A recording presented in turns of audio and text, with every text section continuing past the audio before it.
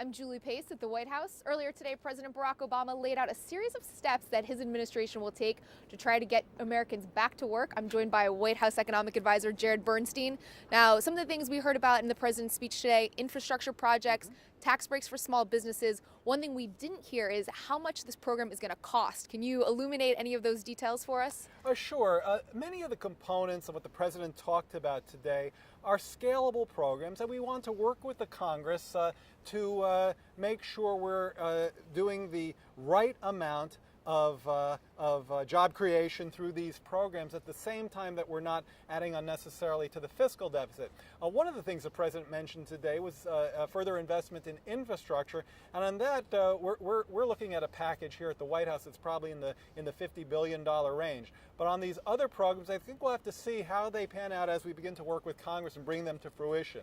On the infrastructure programs in particular, Republicans have come out and said this is basically a stimulus program. Does the administration see it that way? Well, no, not at all. I mean, a stimulus program in our vernacular is a wide, diverse, far-reaching program like the Recovery Act. In this case, we're talking about really three targeted areas of job creation where we think we can get the biggest bang for the buck and help to build off of some of the successes of the Stimulus Act to bring some job creation forward and hasten this recovery in the labor market where we simply haven't seen enough of it. The president mentions in almost every speech about the economy that the government alone can't get this economy back on track. What is the responsibility of the private sector right now?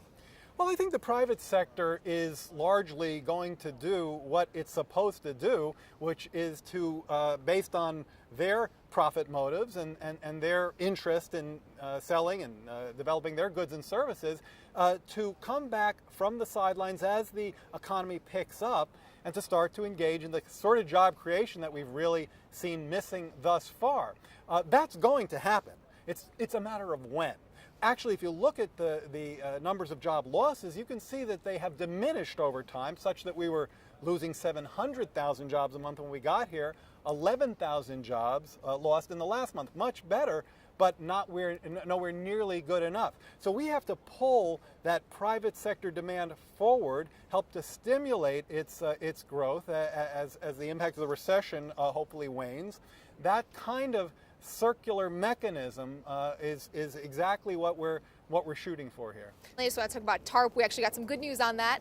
The government's going to lose $200 billion less than expected. Should that money be going to some of these job creation programs that the president talked about today? Should that money be going to Treasury to try to get down the deficit?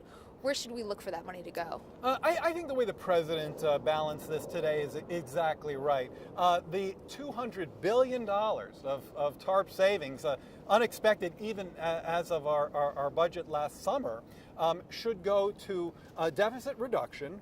To some extent, the Treasury will work, as the president mentioned, on seeing whether some of those TARP dollars can go to banks to help deal with that credit crunch facing small businesses.